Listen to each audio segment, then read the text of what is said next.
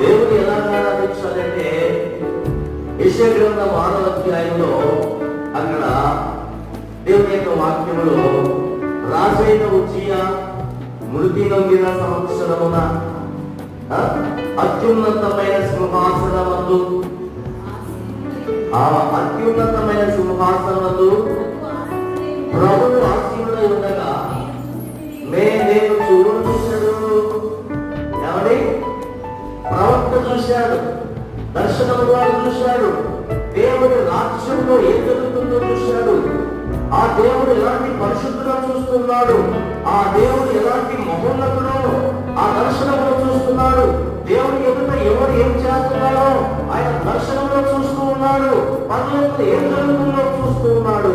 హల్లెలూయా. యెషయా ప్రవక్త ఒక దర్శనం చూస్తున్నాడు. పరలోకంలో ఏం జరుగుతుందో